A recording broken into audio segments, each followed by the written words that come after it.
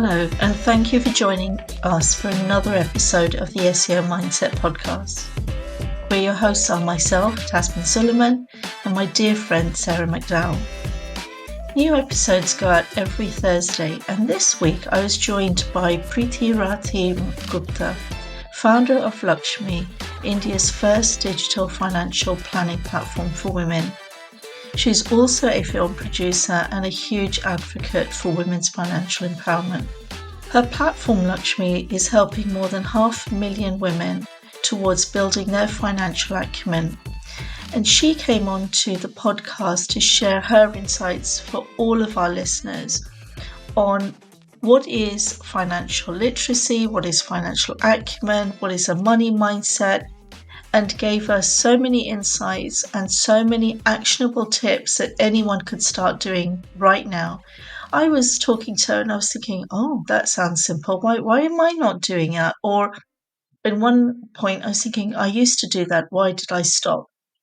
So she talks about the psychology behind it, and it's such a fantastic episode. I know you're going to enjoy it. Now, before we listen to all of her sharings, a little reminder that if you're enjoying what Sarah and I are doing, then there are various ways that you can support us. One of them is buy me a coffee. Now, I know that we've been saying that every episode or most episodes, but a little reason why. That money goes towards us paying for the software that we need and just helps us keep this podcast going. So you'll be investing in the longevity of the podcast. So there is a link in the show notes. It'd be really great if you could drop us a one-off donation to help towards everything that we need to do to make this happen. And the other thing is to share. Share this episode, share any episode that you listen to with anyone in your circle. I mean, today we're talking about money. Everyone needs to know more about money, right? How to look after it, how to get better at it. So, share this episode and other episodes with people that are in your friend circle, your family circle, and that would really help us a lot. Now, let's get on and listen to Priti.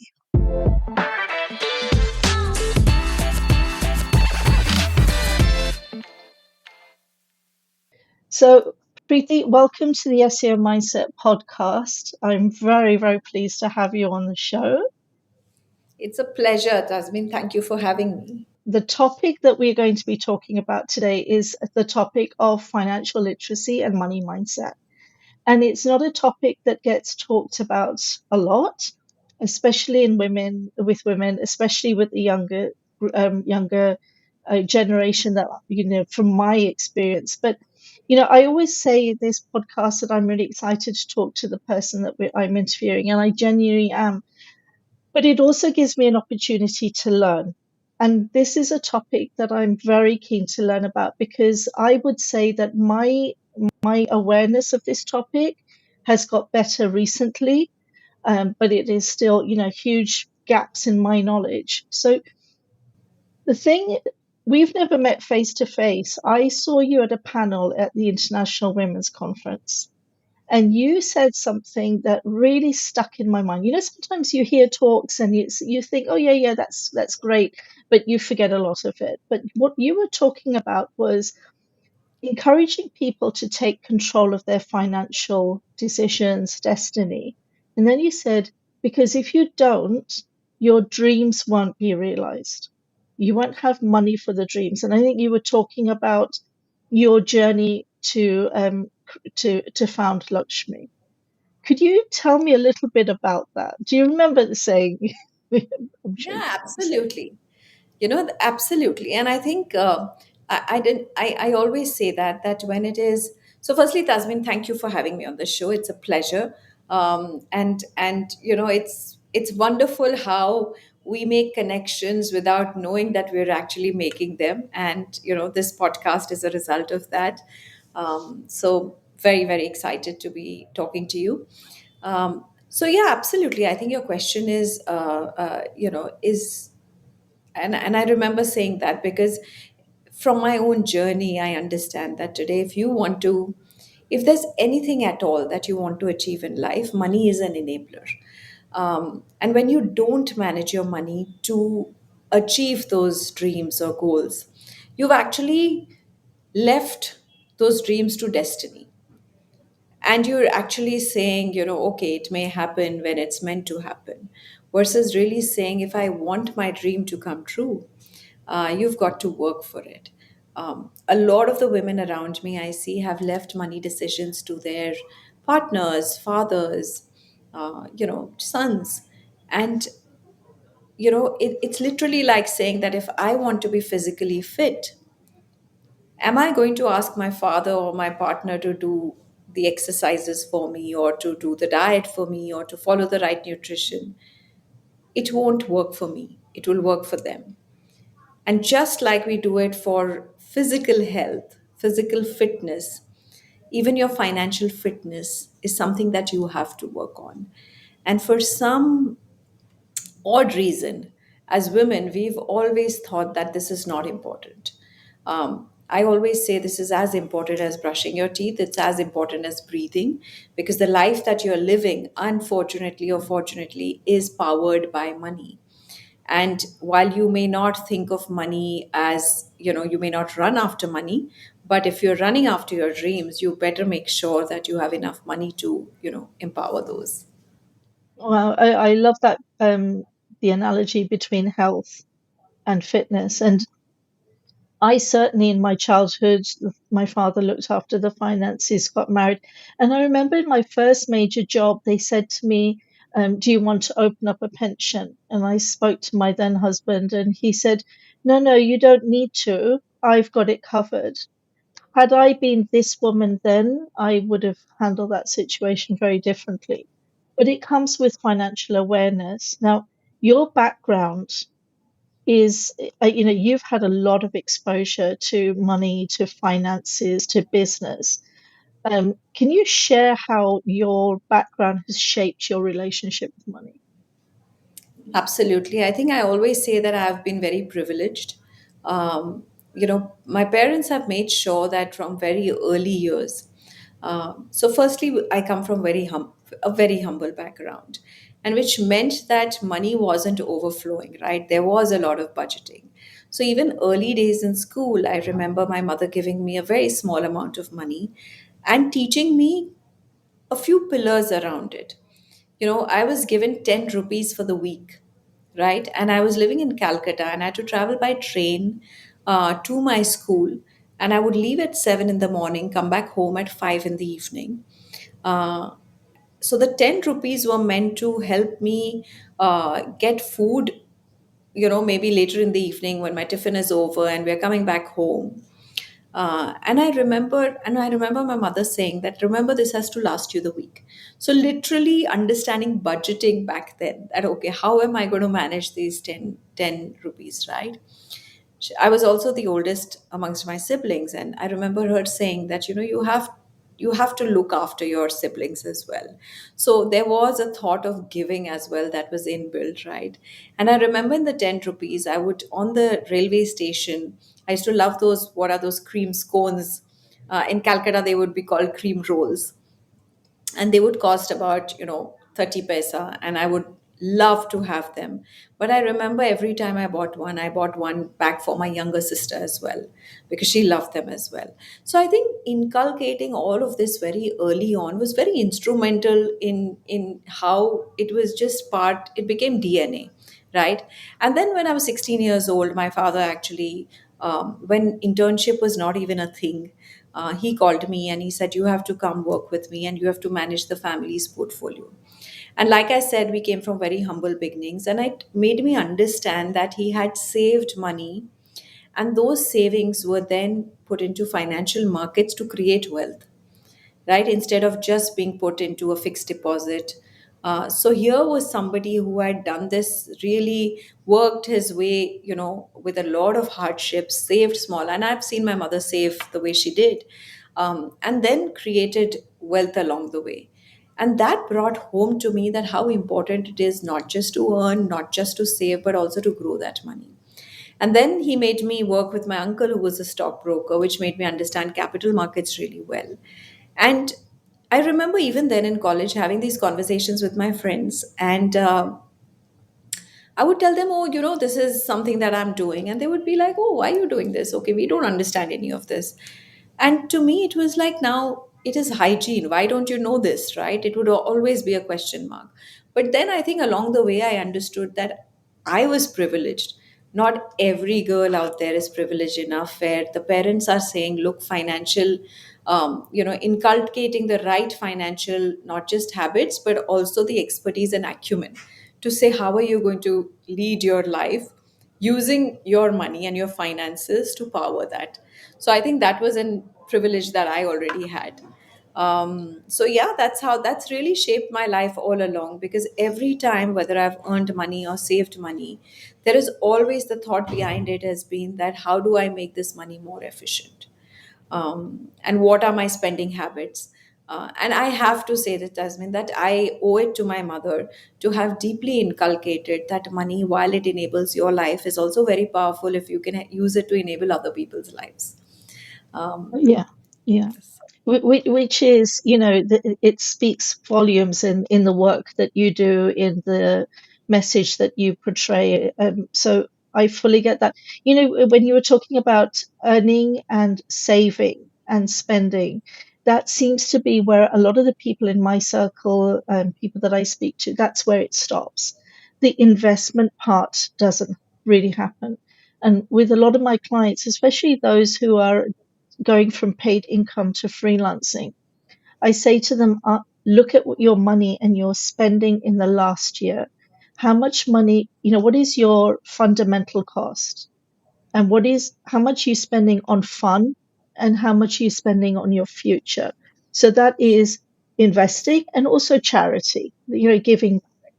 Because if you don't know these numbers, then you might be actually doing okay, but you don't know you're doing okay, because, and then there's that pressure, there's that tension.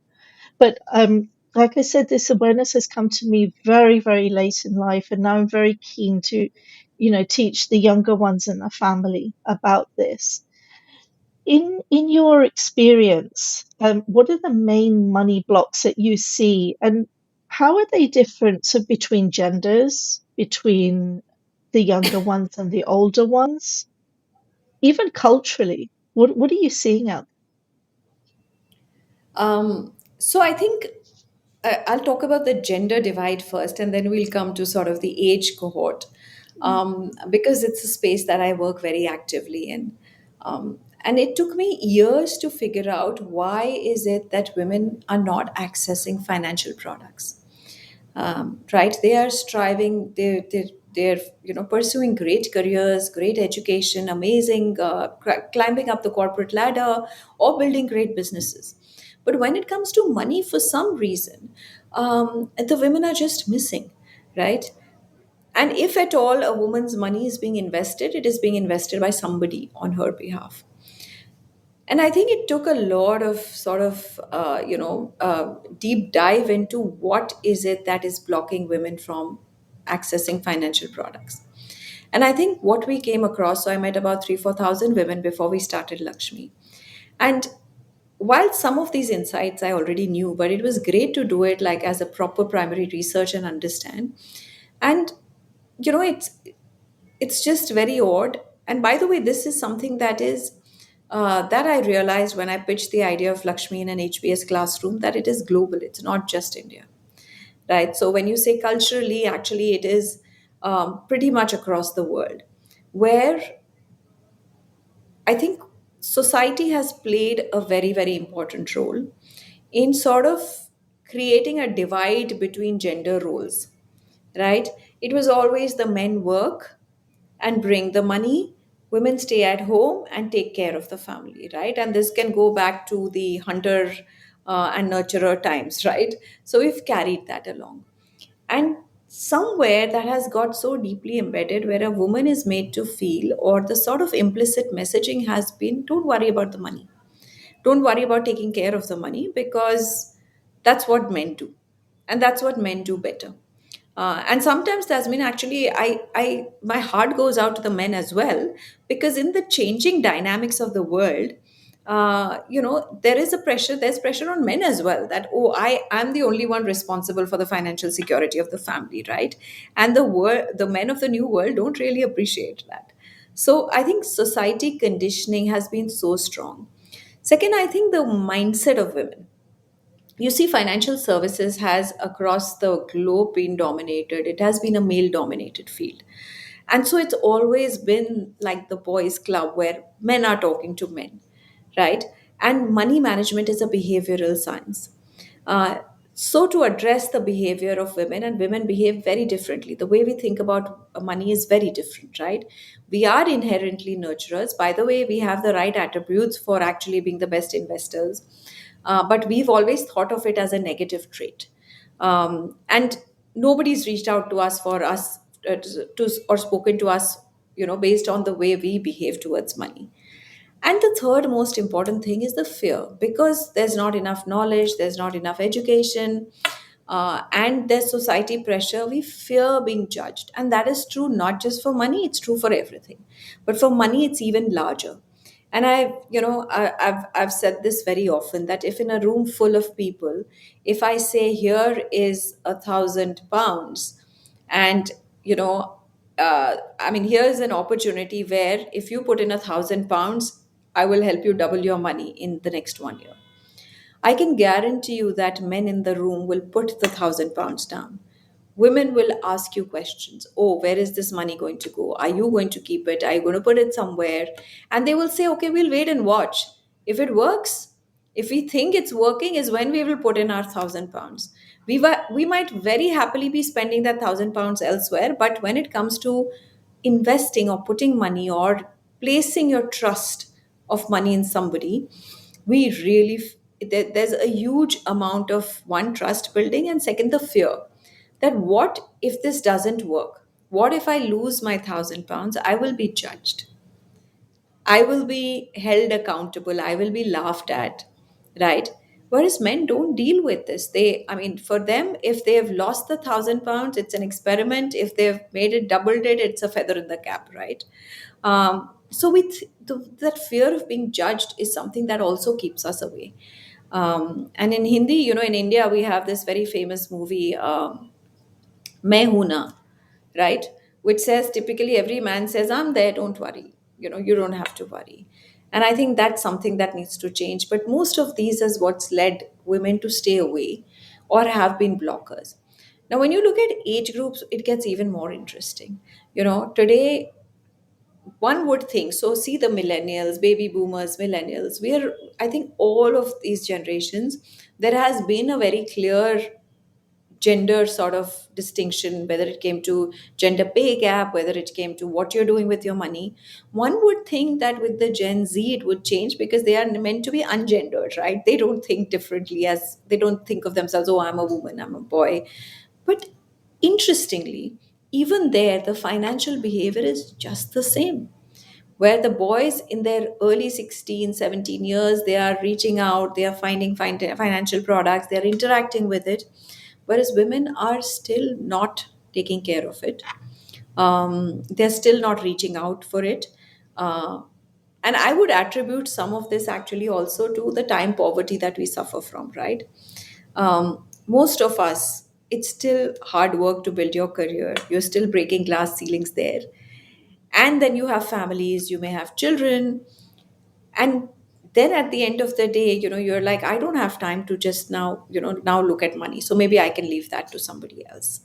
So I think solving for the fact that we need to create something which is also very time efficient for women, where decision making is faster, was also very important, and which is what I mean by behavior of women, right?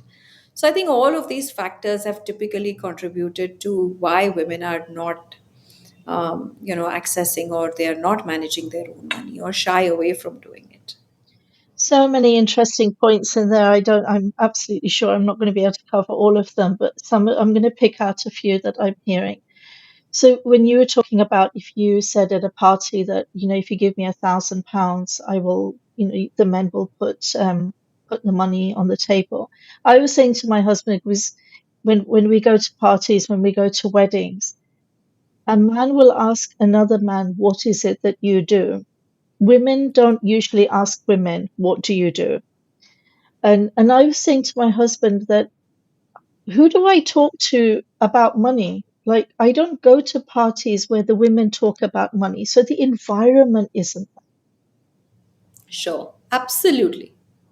You're But right. And and this is very important. I think one of the things that on my platform Lakshmi I tell women, and the core of it is a community where women come and talk money. And a very strong messaging that we tell women is that next time you go out with your friends, talk about money. mm, It's very important, and you're so right. It just brought home to me that when women meet women, they really don't ask them, what do you do? They say, how many children do you have, yeah, or where do you live, right? yeah, I don't see men asking men that question. That's not the first question they yeah. ask. But It's just when, yeah. because we've been taught that talking about money, nice girls don't talk about money, and I think that's what we need to break. The other thing, and I don't know whether it is the same in India, you talked about the younger generation who still have these very typical roles. I'm hearing from the youngsters. You see, UK property prices are very high. And that was the thing. When I was growing up, you save money to buy a property. Now, that's a whole other discussion whether you should be doing that or another or not doing that. But let's just say that's one path. Younger ones now are thinking, there is no way I'm going to get on the property ladder. So I work hard to break those glass ceilings, but I'm still unlikely to get onto the property ladder. So why don't I just enjoy myself? The money that I have left, why don't I enjoy myself? So it's not investing in products. They then say, I'm investing in my holiday. I'm going to go there, I'm going to go here. So that must also then play into the am I interested in financial literacy? Absolutely. So I think, and by the way, I'm a strong believer, Tasmin, of really living your present as well as planning for your future. And I think, obviously, the newer generations have far more at their disposal. They can just sort of, it's just so easy to access. We live in a materialistic world. Products, consumer products are being sold to you at every point. I think financial discipline is something that, again, I keep saying is not taught in schools. It is not taught in institutes. And families are not necessarily talking about their children, and especially not to girls, right? To say that financial discipline is something, and this is exactly what I said, that as a child, this was something that was put in by my parents. So, really putting in a discipline where you actually budget your earnings and you say, this is how I divide it. This is something for my essentials, my daily living expenses. This is something for my luxury spends. And there is a certain percentage that I put aside for my future. Now, whether it is property, and property, again, it's a very long conversation, like you said, which sometimes they also don't want to buy because they're not sure where they want to live. They probably want to live a life of a nomad. They want to live in one country for a few years and then another country in another few years. But just saying that I'm going to save my money for my future goals will only happen if from day one you've put a financial discipline. And you say, no matter what, if I put aside 20% of my earnings, then I'm free to enjoy the rest. Yeah, I have a young daughter, and this is something, and she lives in the UK. She lives in London, and the one thing that she from day one does is, put aside money for my investment, my savings. Then I am able to sort of enjoy the rest of my life without feeling guilty, yes, right? But I think living in the now and really not thinking about the fact that your earnings today are only making you richer today. They are not creating wealth. And therefore, you will have no way out of this entire, sort of a spiral of or circle of work hard, earn money, work hard, earn money, until unless you make your money work hard for you so that you don't work as hard. yeah, And at some point in life we will have to, once yeah, you're 40, 45, everybody wants to slow down, you don't have as much energy. And a lot of the times, actually, this generation wants to take sabbaticals, they want to go back to studying, or they want to take a break, they want to write a book. um, all of these, you need to plan for financially. And the only way you can do is from the day you start earning, have a financial discipline Mm. to say this is the amount of money I will save, and then the rest is yours to enjoy. That's brilliant. And you know what? Thinking back of my past, that discipline was there in the saving. I think that's what my generation learned. What I'm seeing now, and you were talking about make your money work for you. What I'm hearing so much is earn more, earn Yeah. more, but not necessarily invest more. Invest more, yeah. Yeah. Yeah. And also you see the channels of earning have also increased. Yes. I mean, the ways of earning has, the different ways you can actually, there's so much that's happening around us in the virtual world. The number of content creators today who are making amazing amount of money, which otherwise they in a normal job they may not have, right? Yeah. So I think the avenues of earnings have increased, and the earnings have increased, and everybody is sort of pursuing that, uh, which is great. But at the end of the day, you have to remember that's the distinction you make between being rich and being wealthy. And I think what we've fallen into the trap of is being rich, rich in the today and now. So you're able to afford everything that you spend on. Whereas wealth is very quiet. It's very quietly, putting money aside and growing it so that over a period of time you can continue to afford these things. Yeah. And you're not dependent on your revenue stream or your earning stream all the time. Absolutely. I absolutely knew that we would struggle to get all of the points in our short podcast. So it's been really so interesting when we've been talking about um, the mindset of people when it comes to earning, spending, and not necessarily investing. Let's take a short break now, and after the break, it would be really good to hear from you some actionable points that people can take, our listeners can take. Anybody's thinking, "Oh, actually, you know what, I want to get better at investing." You guide them a little.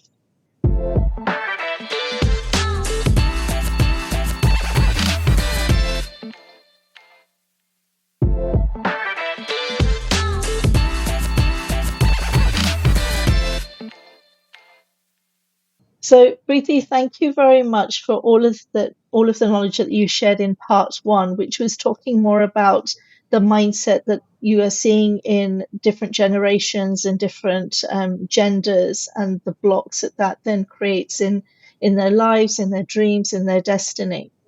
You spoke about three blocks that you had identified. One was identity. I'm not the one who takes care of the money. You talked about perception, that money is hard. I'm not going to understand it. And you talked about the fear. What if I get it wrong? Um, how can someone, well, first, I have one question before I ask the next question. The fear of being judged, you said women in general will not put the money on the table because if they get it wrong, they will be judged. Who is doing the judging? I think it's our mindset. Okay. And I say this all the time that it's in our head. The world is very busy. I think nobody is judging you. And if at all there is, it's the last thing that you need to sort of pay attention to, because I think it's very important for us as women to be told that this is your life. Your decisions will impact your life, and not taking the decision that you want to or believe in is something that you will probably regret, because if you're going to live your life based on how I'm being perceived, like I said, nice girls don't do this, nice girls don't do that, it's something that's been just put in our head, and it rings in our ears all the time, but it's not necessarily true. I mean, I've had many many instances where women have started managing their money and their husbands have been super proud. They're like, oh wow, this is great. And if you're going to make a mistake, if it doesn't work out, you should tell yourself. It's just like when you're cooking something and it doesn't turn all right, it's all right. Heavens have not fallen apart. Nothing is, it's not something that you're going to sort of regret all your life. It's a learning experience. There is, think of it as cost of learning. Typically, when you do anything, you pay a fee to learn. At least when you start investing, you're giving yourself money to learn. And the chances are that the cost will be negligible, because at the end of the day, if you're investing, the money is may not grow as fast, but it will grow. Yeah, along the So it's lines. literally paying yourself the fee to learn. Yeah, yeah.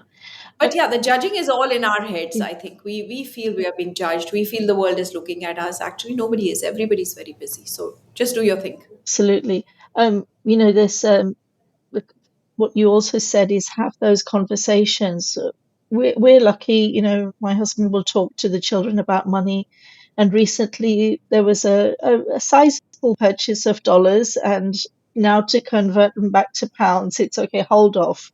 We don't need to do that quite yet because, and it was getting them to calculate that if we convert right now, what will be our loss? And even doing those sums, get your children to do those sums. We're talking about women because that's your background. A lot of our listeners will be of different genders, but I would say that advice applies to all of them.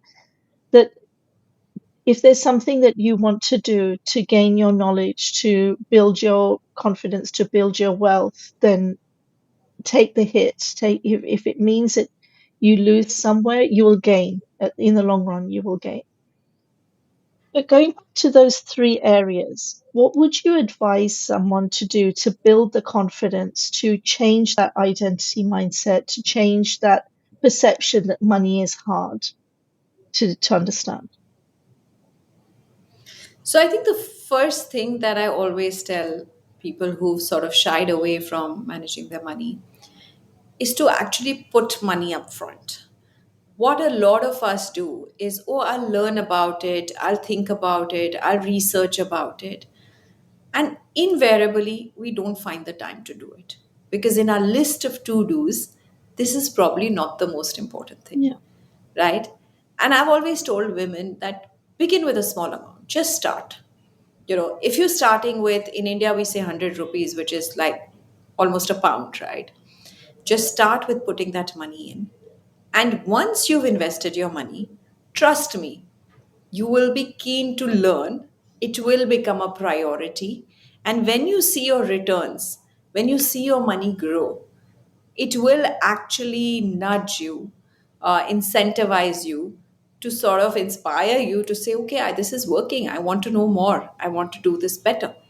But really saying, okay, I have to, first of all, you don't really have to learn everything to put your money in.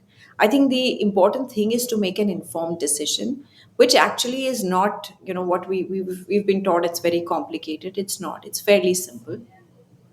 Begin with small amounts and then start your learning, right? Before you start putting in large amounts, and that will happen naturally once you've invested your money. But start. I think don't leave. I mean, I've for years I've done these financial literacy sessions on Women's Day for, hundreds of women. And the one thing I realized is all of them learn, and sometimes I'm doing the same session for the same set of women even the next year. Okay. Have you started investing? I asked them, and they're like, no, no, not yet. But after this session, we will go home. And I'm like, no, you have to. This is where the gap is. The action Okay. is what you need to take first. Yeah. And this is very contrary to all the advice out there. But for women, particularly, I feel that take that action first. Put in that 100 rupees, put in a small amount. You don't have to invest all your money. But when you take that action first, your mind is invested. Yeah. And once it's invested, you will be keen to then learn a little bit more. And then do that learning. Make that informed decision with your larger sums of money. Do that learning, which is, by the way, fairly simple. So reach out to, there are many platforms you can reach out to. In India, we have created LXME, where women can come and learn in very time efficient manner, just the basics of money management. And actually, all you need to know is basics. You don't have to be an expert. You're not going to be a banker. You're not going to be a wealth manager. Uh, Basics are good enough for you to start that journey and continue that journey. That's such a good point because, again, that perception that money is complicated, and you see on the headlines this information, that information, and it's quite overwhelming. But actually, what you're saying is you only need the basics because you're not managing somebody else's wealth portfolio. You don't need to go to the nth degree. As you were speaking about decision making and taking action, most of my coaching clients are women, but I coach a few men. I don't, rule them out. When we're on the call about what is it that they want to achieve, in what way can I help them? Most of the women, not all of them, but most of the women will say, before I invest in this program, I need to talk to my partner. The men do not. If Yes, yeah, that's very true. they're on the call, they've got a problem, they know that I can help them solve it. Bang, here's your money. Right. It's so strange. So let's talk a little bit about actionable tips. And I know that you have already given us so much, so maybe it's a place where we can summarize it. Most of the listeners, they are either building their career in tech or they are freelancing. And there's a lot of uncertainty in the world of tech right now. Even if you're employed, there's a lot of people being laid off. And therefore, income can be unpredictable. Financial planning can feel really, really overwhelming. From your experiences, what are some key financial habits that people can adopt? Some actions, some simple actions that they can take that enable them to start that journey onto building long-term financial security? Absolutely. That's such a great and relevant question, Tasmin, because it's something that I realize may seem very, like something that we do day in, day out, but it's not something that I watch a lot of people around us doing. And I think this just breaking this step by step, and which is what I'm going to do for you right now, is actually just brings home the fact that it is simple. I can do it. It's not, I don't have to, like, spend 15 days working on my finances, right? So the first thing that I tell, like I told you, the first thing I tell people is do a sort of, it's very boring to budget. My mother used to budget every day, right? But if you use your bank account smartly, you can already just have an automated budgeting, right? Where you say every time all my earnings come into this one earnings account, and I immediately move 20% at least into my savings account, right? And the rest goes into my third account, which is my spend account. So that I've first taken savings out. What we normally do is we spend, and what's left is what we save. The right way of doing this is to save first, right? And to the young generation, one of the things that I always say, even in your spend account, uh, always have a joint as well as your independent spending account. And the reason I say this is because most majority of the conflicts in marriages are financial conflicts, right? So you don't want to have an argument with your partner. Oh, why did you buy golf sticks? And then he will tell you, oh, why did you go to the spa or the salon?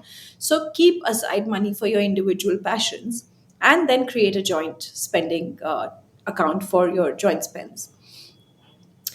The next important thing is you've kept the savings. So what do you do with those savings? So first and foremost, and given the uncertainty that you just mentioned, people need to create what we call an emergency fund, which is essentially at least 6 to 8 months of your living expenses. And if you are a freelancer, you should aim for at least a year of your living expenses. What that does is that you've created a corpus, which, in case your job doesn't, you're out of a job, or you don't get, if you're a freelancer, if you don't get enough, sort of contracts, then for a year, your expenses are taken care of, right? It could be a medical emergency, all of this, right? So that is the second thing that you do with your money, and it's a very simple thing to do. It's a calculation of saying, okay, how much do I spend in a month, and then multiply that by 6 or 8 or 12, right? And put that aside, put it in a place where it is, you can easily access it. Typically, I've always recommended, yes, you can put it in bank accounts, but remember, you may never use it. So try and put it in places where, it could be liquid debt mutual funds, where the money is growing more than just bank accounts, and you can access it very quickly. The third thing, which is always a little shocking, when I say this, when I tell a 23-year-old that you need to start your retirement fund, And they're like, oh, but I'm too young, I'm not thinking of retiring. No, you're not. But the earlier you start putting money into your retirement fund, the richer you retire, Yeah. right? And today all of us have these mini retirements, not just a final retirement at a 50 or a 60, right? A lot of people want to take a retirement in between. They want to take a sabbatical, which is like a mini retirement. So start putting money aside, even if it's small amounts of money, right? So begin small. And I think these three things are typically the first things that you do with your money. I know in the UK, and insurance is something that anyway sort of comes your way. In India, we actually recommend people that the next important thing is to get yourself a health insurance, because you don't want your savings and your investment plan to be disrupted by you having to break those savings or investments and pay for a medical emergency. So I think these are just simple tips. And if you just sort of even just do these three, four things, I think you've set yourself a financial plan. And then you can start mapping other goals, right? Say you've saved, £1,000 and you've put it into your emergency fund, some of it into your retirement fund, and that's already on its way. You've sort of automated that by, auto pay every month into that fund. Then you think about your other goals, whether it's travel, whether it's further education, whether it's marriage, and slowly based on goals, you start putting money. What we typically do is we don't know what our goals are, we don't define them, and then we leave the money where it is, not making the money work towards your goals. So it's very important. And I say this to everybody that when you leave your home, you always put it in your Google Maps or your GPS system, you'll put a destination, right? You don't just leave home and you say, okay, I'm going to see where the car takes me. That's not how it works. Similarly, with your money, you need to have a destination, you need to identify your goals. And once you've done that, you'll realize it's fairly simple to manage your money.